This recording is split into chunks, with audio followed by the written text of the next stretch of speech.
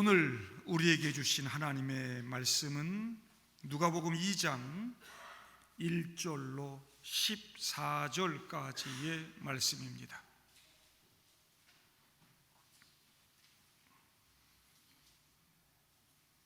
누가복음 2장 1절부터 14절까지입니다. 그때 가이사 아구스도가 영을 내려 천하로 다 호적하라 하였으니 이 호적은 구레뇨가 수리오 총독이 되었을 때에 처음 한 것이라. 모든 사람이 호적하러 각각 고향으로 돌아가며 요셉도 다윗의 집 족속이므로 갈릴리 나사렛 동네에서 유대를 향하여 베들레헴이라 하는 다윗의 동네로 그 약혼한 마리아와 함께 호적하러 올라가니 마리아가 이미 잉태하였더라. 거기 있을 그때에 해산할 날이 차서 첫 아들을 낳아 강보로 싸서 구유에 누였으니 이는 여관에 있을 곳이 없음이러라. 그 지역의 목자들이 밤에 밖에서 자기 양떼를 지키더니 주의 사자가 곁에 서고 주의 영광이 그들을 두루 비추매 크게 무서워하는지라.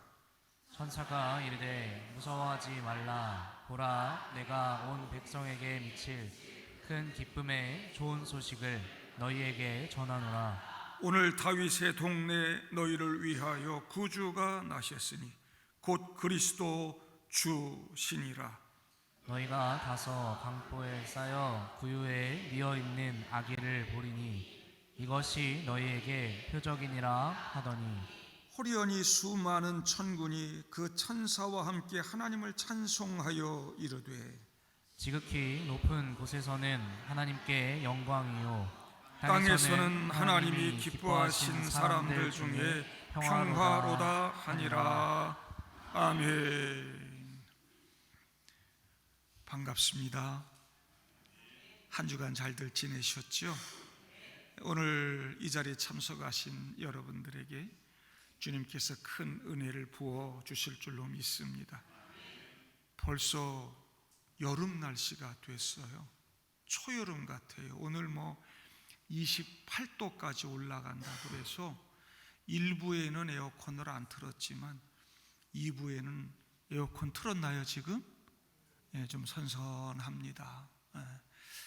이렇게 여름이 좀 빨리 와서 저는 걱정이 되는데 날씨는 무덥지만 날마다 주님 주시는 말씀을 통해서 은혜를 받고 세임 얻고 말씀이 얼마나 시원한지 몰라요. 그 말씀 통해서 여름 잘 이겨내는 믿음의 성도들 다 되시기를 주님의 이름으로 축복합니다. 우리는 지난 시간에 사가랴 엘리사벳 이야기를 보았습니다.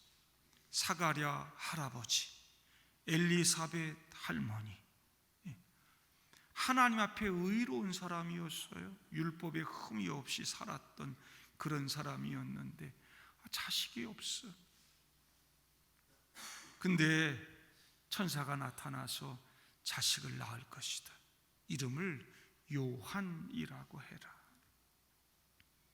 사가랴가 그거 믿지 못했다가 아이 태어날 때까지 말을 못하게 되죠. 드디어 엘리사벳이 임신을 했어요. 그리고 나로 이제 이 부끄러움을 물러가게 하신 하나님의 은혜 찬양하는 것을 보게 되죠. 그 뒤에 낳았냐고요? 할머니가 진짜로 태어났냐고요? 세례 요한 떡두꺼비 같은 아들이 태어났잖아요. 안 즐거운가 봐요. 성경 보니까 거기 친족들 동네 사람들 모두가 즐거워했다. 하나님의 은혜야. 평생 엘리사벳 그냥 그게 마음의 아픔이 되고 힘들게 그렇게 살면서 기도해 왔는데 하나님께서 응답해 주시고 기적을 주셨어. 와, 그리고 모든 사람들이 즐거워했더라. 난지 8일 만에 할례를 행하고 이름 집시다. 이름, 아버지 이름이 사가랴고 조상 다 학렬이 사가랴니까 그 이름을 붙여서 이름을 집시다. 그러니까 이 엄마 엘리사벳이 안 됩니다.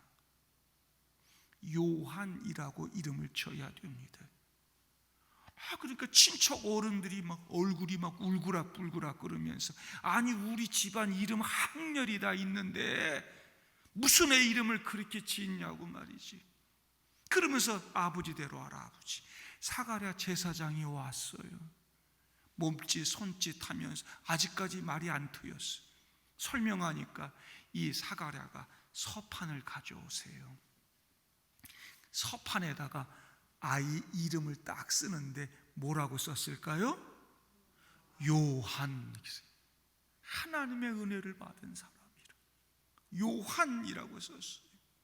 그러니까 모든 사람들이 놀래가지고 기여겼더라 그랬어요. 이 아이가 앞으로 어떻게 될까? 대단한 아이가 될 것 같아. 말씀 보면 주의 손이 그와 함께 했더라 그랬어요. 그러니까 세례 요한은 주님 앞에서 주의 오실 길을 예비하는 큰 믿음의 사람이 되죠. 엘리야 같은 선지자가 되고 막 사자후를 막 선포하고 막 토해내고 말이죠. 이스라엘 백성들에게 강력한 메시지를 선포하고 죄짓고 살아가는 사람들 회개하고 돌아오라 그러고 평생 빈들에서 살았어요. 거기서 선지자 노릇하고 위대한 하나님의 역사를 이루어가는 인물이 되었더라. 기도하고 기다리면 하나님이 이렇게 응답해 주시고 기적을 주시고 복을 주시는 줄로 믿습니다. 뜨거운 물이요 감자를 부드럽게 해요. 근데 똑같은 그 뜨거운 물이요 달걀은 단단하게 해요. 다 달라요. 우리는 늘 하나님께 원망하죠. 하나님 왜 나만 가지고 그래요? 하나님 왜 내게만 복을 안 줘요? 하필이면 왜 나야? 그럽니다. 하나님은 때로 역사를 움직이시고 만들어 가시면서 나를 부드럽게도 하시고 나를 단단하게도 하시고, 당장 끓는 물이 정말 뜨겁고 너무 힘들고 괴롭고 그게 고통이지만 그걸 통해서 나를 성숙하게 만들고 하나님의 뜻을 이루어가게 하신다. 내 생각, 내 경험으로 이해 안 되는 것도 믿음으로 순종하는 여러분 되기를 바랍니다. 이상하다, 이상해. 왜 이런 일이 내게만? 그래도 하나님의 뜻에 순종할 수 있기를 바랍니다. 하나님의 응답, 하나님의 기적을 보게 될 줄로 믿습니다. 마리아, 요셉, 그들도 이해할 수 없는 일 아닙니까? 사가랴와 엘리사벳보다 더 엄청난 사건 아닙니까? 둘이 아직 정식 결혼도 안 했는데 가브리엘 천사가 와서 아들을 낳을 것이니 이름을 예수라 하라. 어떻게 받아들일 수 있습니까? 그러나 요셉과 마리아는 하나님 말씀에 순종하기로 결단하게 되지요.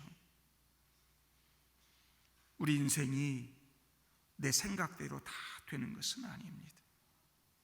그러나 하나님의 말씀의 비행기에 올라타는 여러분 되기를 바랍니다. 하나님이 우리 인생 역사를 조종하시는 비행사가 되신다. 이해할 수 없지만 말씀 순종하고 가게 되면 거기 인류 역사를 바꿀 만한 놀라운 기적이 기다리고 있다. 하나님은 우리 모든 형편을 아시는 분이에요. 역사를 주관하시는 분이에요. 오늘 2장 1절 읽었죠? 그때에 그러잖아요. 그때에. 하나님은 그때 역사하시는 분이에요. 때를 알아요. 하나님은 모든 우리의 삶을 다 주관하고 계시고 그때 역사하신다. 그때 가이사 아구스도가 영을 내려 천하로 다 호적하라 하였으니, 로마 황제 가이사 아구스도가 다 호적하라고 하는 칙령을 내립니다. 실제 있었던 사건입니다. 세계사에 기록된 사건입니다. 오늘 저자 누가는요, 예수님의 탄생 이 기적의 사건을 세계 역사의 시점 틀 안에 맞추어서 우리에게 증거하고 있는 것이죠. 예수님 나신 거 이때 있었던 일이야. 역사적인 사건이야. 이해할 수 없는 것이고 받아들일 수 없는 것이지만 순종하고 가니까 역사의 현장에 하나님께서 나타나시고 놀라운 기적을 주셨어. 때마침 로마 황제 가이사 아우구스투스가 로마 제국 전체 인구조사 칙령을 내립니다. 오늘 성경에 아구스도라고 쓰여진 사람이 아우구스투스입니다. 율리우스 시저의 양아들입니다. 피비린내 나는 내전 끝내고 로마를 공화정 체제에서 제정 체제로, 황제가 통치하는 나라로 바꿔버리고요, 로마 제국 처음에 황제로 앉은 사람입니다. 로마의 초대 황제 옥타비아누스, 본래 이름이 옥타비아누스입니다. 그가 주전 27년부터 주 14년까지 황제로 있으면서 온 세상에 팍스 로마나를 선포했습니다. 로마의 평화란 말입니다. 우리 제국에 평화가 있어. 로마가 평화를 줄 거야. 로마 제국이 평화라는 거예요. 로마 제국에 들어오면 평화를 이룬다는 거예요. 그러면서 다 전쟁하는 거예요. 약한 나라, 가난한 나라 다 쳐들어가 가지고 다 때려 죽이고 빼앗고 말이죠. 착취하고. 오늘 인구조사도요, 세수 확보를 위해서 세금 거둘 자료 만들기 위해서 하고 있는 것이에요. 평화가 아니라 착취와 수탈의 역사를 만들어가는 것이죠. 그러니 여러분, 로마 압제 가운데 살던 유대 나라 백성들도 얼마나 힘들었겠어요. 그 인구조사 때 모든 사람들이 다 호적하러 고향으로 가는데 요셉과 마리아 두 사람도 원래 살던 나사렛에서 고향 땅 베들레헴으로 호적하러 갑니다. 거기서 아들을 출산하는 거죠. 여러분이 모든 것 속에 하나님의 섭리가 담겨 있다는 것 아닙니까? 특별히 모든 것이 다윗의 후손으로 날 것이라고 하는 구약 성경의 성취임을 보여주어요. 예수님께서 베들레헴에서 태어날 것도 이미 구약 성경에 예언되어 있는 거 아닙니까? 미가 선지자가 예수님 탄생에 대해서 예언했잖아요. 베들레헴 에브라다야, 너는 유다 족속 중에 작을지라도 이스라엘을 다스릴 자가 내게서 내게로 나올 것이라. 그의 근본은 상고의 영원에 있느니라. 미가서 5장 2절입니다. 이스라엘을 다스릴 자가 나올 것인데 그 근본이 상고의 영원에 있다는 말은 사람이란 말입니까? 아니죠. 우리 하나님이 약속하신 메시아, 하나님의 아들, 그가 이 땅 베들레헴에 태어나게 될 것이다. 여러분, 나사렛에서부터 베들레헴까지 한 140km 정도 됩니다. 지금 길 좋고 차 좋을 때 여러분 140km면 1시간이면 갈 만한 거리 아니겠어요? 고속도로 밟으면.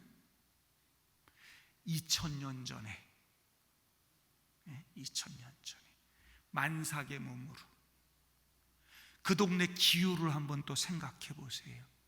한낮에는 장렬하는 태양, 밤에는 추워. 얼마나 힘들었을까. 그 길을 요셉과 마리아가 간다는 거 아닙니까? 어머니는 그래서 위대하다. 베들레헴 도착했는데 해산의 징조가 보여요. 그런데 몸 풀 곳이 없어. 겨우 여관 1층, 보통 그때 집들은요 1층에는 사람하고 짐승하고 같이 살아. 짐승이 주로 살아요. 2층에 사람이 살아요. 거기 머물 곳이 없으니까 1층에 짐승들과 함께하는 그 자리 겨우 얻어가지고 그곳에 기거하면서 첫째 아들을 낳아서 구유에 누였더라 말씀합니다.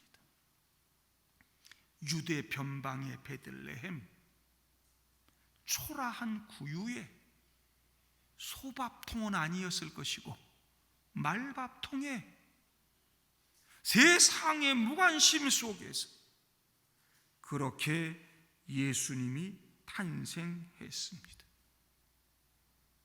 짐승의 밥그릇에 태어난 예수. 예수님은 내가 생명의 밥이다 그랬어요. 목사님, 성경에 밥이란 말이 어디 나옵니까? 여러분, 신약 성경에 떡이라고 나온 말은 다 잘못 번역된 거예요. 밥이에요. 그들이 일상적으로 먹는 밥을 말하는 거예요. 그 떡도 잘못된 번역이라 원래는 빵이에요. 그 동네 사람들 먹는 주식이 빵이니까 빵이라고 해야 되는데 차라리 아니면 밥이라고 하든지. 근데 빵을 번역하면서 떡이라고 해놔서 여러분, 떡을 날마다 먹습니까? 그건 주식이 아니에요. 밥이에요. 나는 생명의 밥이다. 나 먹어야 산다 그러셨어요. 그런데 예수님이 짐승 같은 우리들의 먹이로, 미안합니다, 짐승 같다 그래서 저와 여러분 모두가 다 짐승 같은 존재 아닙니까? 우리 생각하는 거, 우리 행동하는 거 따져보면 다 짐승이지 뭐. 그런 우리들에게 생명 주시기 위해서 나 먹어야 살아, 내가 생명의 밥이야 그러면서 짐승 밥그릇에 누여 있었다. 베들레헴이라고 하는 뜻도 뭐예요? 떡집이란 뜻이에요. 베들레헴이라고 하는 떡집이라고 하는 그곳에, 빵집이라고 하는 그곳에 말밥통에 예수님이 누워 계셨어요. 내가 빵이야, 내가 밥이야. 짐승 같은 너희들, 죄 짓고 죽어야 될 너희들, 나 먹고 살아라. 그러고 거기에 태어나셨다. 여러분, 이거 은혜 아닙니까? 예수님은 얼마든지 좋은 집안의 제사장이나 왕의 집안에 태어나실 수 있었습니다. 그러나 예수님은 하늘 보자 영화 다 버리고 자신을 텅 비운 채 철저히 낮은 자의 모습으로 우리 죄인의 대표가 되실 수 있는 완벽한 인간의 모습으로 그렇게 이 땅에 오셨습니다.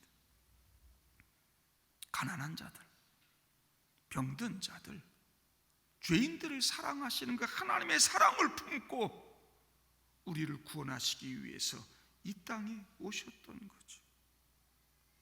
강보에 쌓여 구유에 누웠다는 말이 3번이나 나옵니다. 7절, 12절, 그리고 읽진 않았지만 뒤에 16절. 다윗의 왕위를 이을 영원하신 왕이 방 한 칸도 마련하지 못하고 침대에 누울 권세도 없이 이렇게 가난하고 비참하게 구유에 누이신 바 되었다. 그분이 앞으로 어떤 왕이 되실 것인지를 우리에게 보여주고 있는 것이죠. 장면이 바뀝니다. 8절부터 목자들의 이야기가 나오죠. 온 백성에게 미칠 큰 기쁨의 소식, 이걸 복음이라고 하는데, 이 인류 역사의 가장 귀한 기쁨의 소식, 이 복음이요, 가난한 목동들에게 가장 먼저 전달됐다는 것입니다. 여러분, 예수님의 탄생이 온 백성에게 미칠 가장 큰 기쁨의 소식이 되는 이유는 그 예수가 우리를 죄와 사망에서 건져주실 구주가 되시기 때문입니다. 인간 그 누구도 풀어내지 못한 죽음의 문제, 이 문제를 해결하고 우리에게 영원한 생명을 주시는 분이 바로 예수, 그분이 태어나신 날이기 때문에 가장 큰 기쁨의 소식이다. 11절, 너희를 위하여 구주가 나셨으니 곧 그리스도 주시니라. 그리스도 예수가 주님이신 줄로 믿습니다. 우리가 지금 예수를 우리 구주라 늘 표현하는 것이 익숙해져 있습니다만은 복음서 여기저기 많이 나올 거라고 생각하죠. 구주 예수님 익숙해서 오늘 본문에 여기가 유일합니다. 예수가 구주다. 구주로 오신 그분이, 그 예수가 우리의 주가 되신다. 이 아기 예수가 바로 우리의 왕이시고 하나님이시다. 우리의 통치자가 되신다. 따라하십시다. 예수가 주다. 예수가 주다. 당시 로마 황제는 자신을 퀴리오스, 주다 그랬습니다. 황제가 주다 그랬습니다. 여러분, 지금 천하에 다 호적하라 그러잖아요. 백성들 숫자 세는 게 주인이에요. 그 당시는. 다윗도 그거 한번 흉내 내보려고 했다가 하나님께 큰 징계를 받잖아요. 내가 주인이야. 내가 니들의 생명 여타권을 다 가지고 있어. 그거 보여주기 위해서 인구조사하는 거거든요. 로마 은전인 데나리온에도 다 그렇게 새겼어요. 황제가 주다. 로마 제국 사람들에겐 내가 주다. 그래서 세상 사람들이요, 황제를 구세주요, 세상의 주 퀴리오스로 여겼습니다. 주는 무슨 주? 지금도 세금 거둘 목적으로 인구조사하고 있는 거 아닙니까? 병사들 징집하는데 용이하려고 인구조사하는 것 아닙니까? 주가 무슨 백성들 탄압을 하고 착취를 하고 죽이고 빼앗고 그런단 말입니까? 오늘 말씀을 잘 읽어보면 세상을 호령하면서 말로만 평화를 말하고 있는 로마 제국의 황제와 구유에 누이신 아기 예수를 대조해서 보여줍니다. 황제는 자기 권력을 더 공고하게 하고 제국의 재정을 더 안전하게 하고 병사들 징집 더 편리하게 잘 하려고 인구조사하는 칙령을 내렸어요. 백성들의 주인이 황제예요. 그런데 하늘의 왕이신 예수,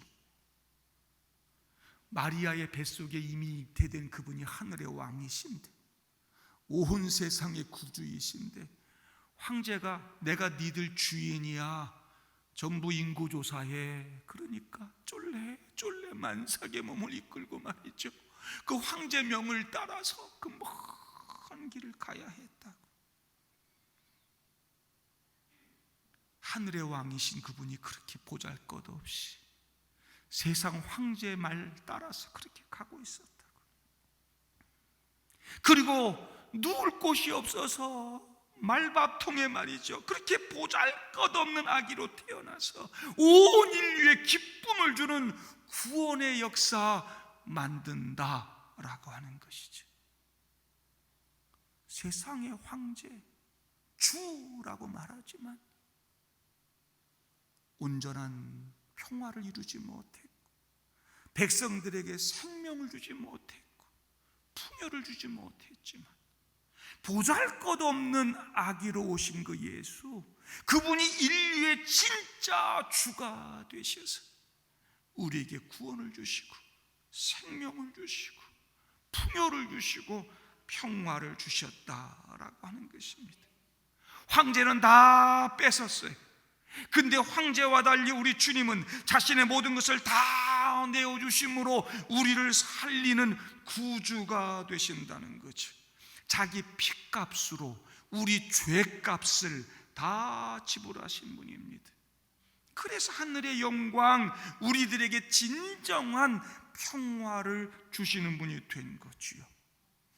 그리스도 예수가 주이십니다. 원래는 그런 생각을 하면서 제목을 정한 건 아니었는데, 예수가 주다, 예수가 주다 읽다 보니까 예수님이 우리를 위해 뭘 주었다는 뜻으로 읽혀지는 것 같아요. 그죠? 예수가 주다. 예수가 우리에게 뭘 줘요? 예수가 우리에게 구원을 주고, 예수가 우리에게 생명을 주고, 예수가 우리에게 하나님의 나라를 주고, 예수가 우리에게 치유와 회복을 주고 우리에게 다 주신 분. 여러분, 그러니 그 예수 그리스도가 우리의 주가 되실 자격 충분하지 않아요? 퀴리오스, 나의 주, 나의 전부, 나의 하나님이라고 고백해야 되는 거 아닙니까? 로마 황제 가이사가 세상의 구주가 아니라, 세상 권력이, 물질이 주가 아니라 예수 그리스도가 온 세상의 구주가 되신다. 예수가 주시다. 천사들도 14절에 이렇게 찬양합니다. 지극히 높은 곳에서는 하나님께 영광이요, 땅에서는 하나님이 기뻐하신 사람들 중에 평화로다. 성탄절에만 듣는 말씀입니다. 예수 그리스도가 이 땅에 태어남으로 이루어지는 결과 아닙니까? 온 세상에 미칠 큰 기쁨의 소식, 복음이라고 하는 것이 거 아닙니까? 어떻게 해요? 예수님 오심으로 죄로 인해 하나님과 단절되어 죽음으로 끝날 백성들을 하나님께서 십자가 위에 예수님께 죽으시고 피 흘리게 하심으로 다시금 그 십자가를 통해 하나님과 우리가 연결되는 거예요. 하나님과 화목하게 되는 거예요. 우리가 하나님의 형상을 회복하고 다시 하나님 백성으로 살게 되는 거예요. 그래서 하나님께 영광이에요. 영원한 갈등, 하나님과의 갈등, 죄로 인해 죽어야 되고 전쟁하고 끊임없이 싸워야 되는데, 예수 그리스도의 십자가가 세워짐으로 말미암아 하나님이 자신의 기뻐하심을 택하신 자들에게 평화가 이루어지는 거예요. 예수 그리스도가 이 땅에 오심으로 하늘의 영광, 이 땅의 평화, 이게 이루어지는 거예요. 로마 황제는 그거 주지 못합니다. 황제 아들도 아니고 왕의 아들도 아니고 가난하고 비천하게 태어난 예수 그리스도가 바로 이런 은혜, 이런 복을 우리에게 주신다라고 하는 것입니다. 이것이 우리에게 주어진 복음입니다. 인류 역사에 그 어떤 기쁨보다 가장 큰 기쁨이 바로 이것입니다. 이 기쁨의 소식을 듣고 목자들은요, 처음에는 천사들 이야기를 막 들으면서 두려워하고 무서워했습니다. 근데 그게 변하여 행복이 되고요, 만족이 되고요, 나중에 20절 가서 보세요. 보면 그들이 하나님께 영광 돌리고 찬송하며 돌아가니라. 예수 만나니까, 놀라운 구원의 역사를 체험하게 되니까 하나님께 영광 돌리고 찬송하며 돌아갔더라 그럽니다. 우리 주님이 주시는 기쁨은 비천한 이 목자들뿐만 아니라 저와 여러분 모두에게 주시는 것인 줄로 믿습니다. 가장 그럴 것 같지 않은 사람들에게 하나님은 세상의 그 무서움, 두려움 다 쓸어버리시고 기뻐할 수 있는 이유를 주시는 것입니다. 그 기뻐할 수 있는 이유가 뭐였습니까? 이 목자들이 기뻐할 수 있었던 이유, 이들이 받은 그 기쁨은요, 자기들이 일해서 뭘 벌고 소유하고 세상 것 뭐 이런 것으로부터 오는 것이 아니었습니다. 이들이 누리게 됐던 참된 기쁨은 하나님의 선물, 구유에 누인 작은 아기로부터 왔다라고 하는 거지. 예수, 그 예수가 목동들 뿐만 아니라 저와 여러분들 모두에게 가장 큰 기쁨을 주시는 구주가 되시는 줄로 믿습니다. 세상의 황제가 그 어떤 권력자가 주가 아닙니다. 바로 우리 구주 예수 그리스도, 그분이 우리의 주이십니다. 우리 대부분 특별한 사람으로 부름받지도 못했고 특별한 사람으로 살지도 못합니다. 나는 왜 이렇게 태어났고 나는 왜 이렇게 살아갈까, 그렇게 자괴감 속에 사는 분들도 있습니다. 여러분이 놀라운 복음을, 이 귀한 소식을 권력자나 부자나 그 어떤 엘리트가 아니라 양치는 목동들에게 가장 먼저 들려주셨다는 걸 여러분 주목하시기를 바랍니다. 목자라 그러고 자기 양이라고 거기 쓰여 있으니까 양을 소유한 부자쯤 정도로 여러분 생각할지 모릅니다. 여기 나오는 목자는요, 양을 소유한 사람들이 아니고 남의 양을 맡아서 돈 조금 받아서 키우는 그런 가난한 목동들입니다. 거의 노예 수준으로 사는 사람들입니다. 하나님은 이런 비천한 직업을 가진 사람들을 찾아서 위대한 구원의 역사를 가장 먼저 목격하게 하시고 하나님 역사의 주인공으로 삼으신다 하는 것이죠. 하나님만이 이 일을 하십니다. 하나님의 관심이 어디 있는가? 하나님이 이 땅 인류 모든 사람에게, 특별히 가난하고 천대받는 모든 사람들에게 차별하지 아니하시고 소외하지 않으시고 이 복음, 이 기쁨의 소식을 듣게 하시고 구원의 은총을 누리게 하시는 것이죠. 저와 여러분도 오늘 그래서 그 복음을 듣습니다. 예수님에게 가서 그 예수를 목격하는 여러분 되기를 바랍니다. 예수 목격하고 기쁨의 삶 살아가는 여러분 되기를 바랍니다. 목동들은 그냥 듣고 넘기지 않았습니다.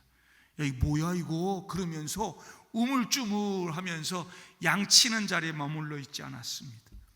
15절부터 보면 이제 베들레헴으로 가서 주께서 우리에게 알리신 바 이 이루어진 일을 보자 하고 빨리 가서 마리아와 요셉과 구유에 누인 아기를 찾아서 보고 천사가 자기들에게 이 아기에 대하여 말한 것을 전하니 그랬어요. 역동적이지 않아요? 이 말씀들에 나오는 동사들 하나씩 하나씩 짚어보세요. 우리 날마다 말씀을 듣고 그냥 아멘 하지만 역동적으로 움직이나요? 예수가 주다, 그런갑다 그러고 또 그렇게 살진 않나요? 오늘 목자들은요 즉시로 움직였습니다. 빨리 가서 찾아서 보고 믿었습니다. 우리 동광교회 성도 여러분, 여러분들도 빨리 가서 찾아서 보고 듣고 믿을 수 있기를 바랍니다. 그리고 우리도 목동들처럼 전하는 사람들 될 수 있기를 바랍니다. 큰 기쁨의 좋은 소식, 복음, 굿뉴스, 이거 전하는 여러분 되기를 바랍니다. 강보에 싸서 구유에 뉘었다는 말씀이 3번이나 나왔다고 말씀을 드렸습니다. 이 땅에 그렇게 비천하게 오신 분임을 강조하는 내용입니다. 이런 사람이 무슨 세상을 구원한단 말입니까? 세상 상식으로 도저히 이해가 안 되는 말입니다. 그래서 18절 보면 목동들이 천사들에게서 들은 이야기를 전하고 있는데 사람들은요 놀랍게 기이하게 여겼더라 그 말입니다. 에이, 믿기 어려웠다 그 말입니다. 그러나 마리아는 이 모든 말을 마음에 새기어 생각했더라. 마리아는 가브리엘 천사가 전하여준 말씀을 듣고 이미 9달 이상을 그 놀라움을 품고 있었습니다. 하나님은 불가능한 일이 없으신 분이에요. 남자를 모르는 자기 뱃속에 아이가 뛰노는 모습을 보면서 하나님은 전능하신 분이에요. 하나님 나를 통해서 놀라운 구원의 역사를 만드시는 분이야. 여러분 믿으십니까? 여러분 날마다 들려지는 말씀을 마음에 새깁니까? 오늘 읽은 말씀을 마리아처럼 여러분 마음에 새기어 생각합니까?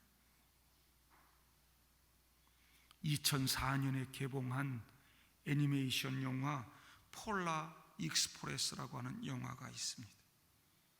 북극으로 가는 기차. 이 영화는 크리스마스 이브에 산타클로스의 마을에 있는 북극을 향해 가는 폴라 익스프레스, 이 안에서 벌어지는 모험담을 그리고 있습니다.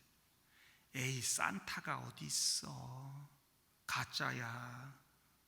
산타에 대한 믿음을 잃어버린 주인공 소년이 이 기차를 타고 갑니다.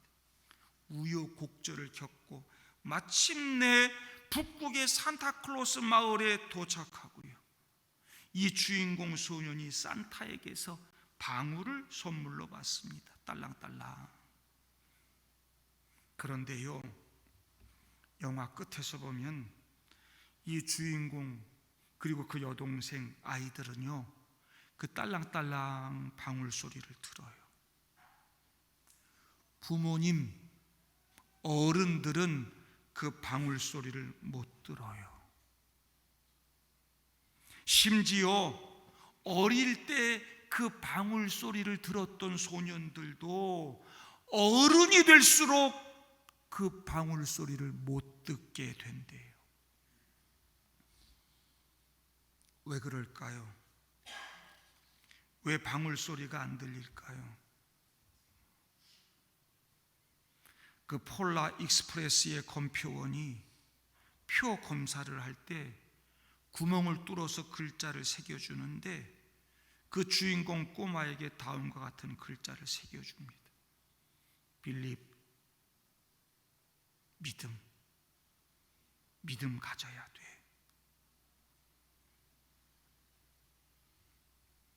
여러분, 우리가 꿈꿔온 세상이 정말로 존재한다면, 진짜라면, 그래서 여러분들이 정말로 그곳에 가고 싶다면 올라타라는 거예요. 믿기만 하라는 거예요. 올라타는 게 중요하다는 거예요. 믿을 때 방울 소리가 들린다는 거예요. 믿을 때 산타가 보이고 크리스마스가 보인다는 거예요. 아이들이 성인이 다 돼서 그 방울 소리를 못 듣게 됐는데 이 주인공 소녀는요 어른이 돼서도 그 소리를 들을 수 있었어요. 왜? 보았고 믿었으니까. 동방교회 성도 여러분, 믿을 때 그 믿음의 기차, 역사를 주관하시는 하나님의 열차에 올라탈 때 여러분들도 여러분 인생에 환상적인 방울 소리 듣게 될 줄로 믿습니다. 예수 그리스도가 보이게 될 줄로 믿습니다. 오늘 이 말씀이 가장 큰 기쁨과 감격의 말씀이 되고 여러분 인생의 날마다 삶의 경이로움과 신비로움, 사라지지 않는 은혜를 경험하게 될 줄로 믿습니다. 현대인의 삶은 너무 이성에 치우쳐 있거나 아니면 반대로 너무 감각에 의존해 삽니다. 그러면서 사람들은 나는 합리적인 사람이야, 나는 참 스마트한 사람이야, 나는 언제나 옳아, 그렇게 삽니다. 그렇지만 사실은 내가 믿고 싶은 것만 믿고 내가 보고 싶은 것만 봅니다. 자기가 진짜라고 여기고 사는 거죠. 교인들도 믿음으로 시작했다가 그 믿음의 순수함을 점점 상실해 갑니다. 나 중심의 우상신앙을 만들어 갑니다. 이기심과 탐욕과 교만으로 내 삶을 만들어 갑니다. 그러니까 점점 안 들립니다. 그러니까 점점 믿기지 않습니다. 옛날 소설 같은 이야기로만 들리게 됩니다.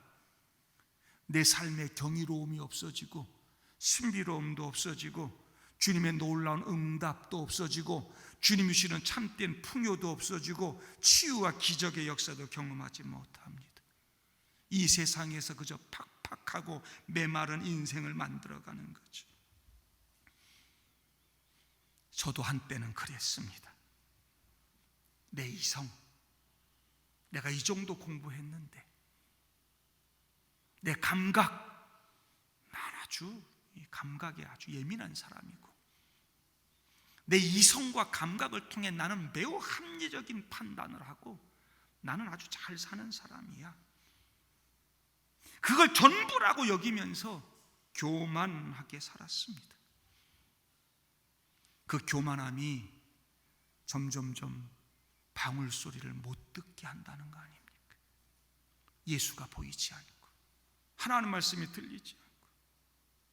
동광교회 성도 여러분, 이 시간에 여러분 모두가 목자들처럼 그 하늘 영광을 버리고 모든 것을 비우시고 아무것도 없는 텅 빈 그 한 아기의 모습으로 짐승의 밥통인 그 구유에 놓이신 그 아기 예수를 믿음의 눈으로 보실 수 있기를 바랍니다. 예수를 믿음의 눈으로 볼 때 여러분 마음에 주님 주시는 평화가 임하게 될 줄로 믿습니다. 여러분, 왕이신 그분이, 하나님의 아들이신 그분이, 만주의 주가 되시는 그분이 냄새나는 말밥통 속에 인간의 모습, 아기의 모습으로 누워 있는 그 모습, 그 앞에 내가 서 있다면 그래도 내가 교만할 수 있을까? 그래도 내가 옳다고 말할 수 있을까? 오늘 이 땅에 아기로 오셔서 강보에 쌓여 구유에 놓이신 예수님 앞에 겸허하게 서서 내 자신을 내려놓고 그분 붙들고 살아가는 믿음의 삶이 되기를 바랍니다. 아기로 오신 그 예수님은 하나님의 아들이요 온 세상의 창조주요 구세주이며 온 만물의 주이십니다. 그분은 십자가의 부활로, 십자가와 부활로 구원을 완성하시고 영원히 그 나라를 다스리는 만왕의 왕, 만주의 주가 되신다는 거 잊지 마시기를 바랍니다. 이 예수님은 오늘도 우리를 위하여 찾아오시는 구주요 그리스도요 우리의 주라는 거 잊지 마시기를 바랍니다. 2000년 전이나 지금이나 하나님의 아들 구주 그리스도 나의 주이신 예수님의 탄생은 가장 큰 기쁨의 소식이라는 거 잊지 말고 내게 그런 큰 기쁨의 소식을 전해주신 하나님의 은혜에 감사하면서 하나님 찬양하고 사는 여러분들 되시기를 바랍니다. 오늘부터 잊지 마십시오. 예수가 주다. 세상 그 어떤 힘도 권력도 물질도 아니고 세상 그 누구도 아니고 예수가 주다. 그분의 통치를 받고 그분의 인도함 받아서 행복한 믿음의 삶을 살아가시기를 주님의 이름으로 축복합니다.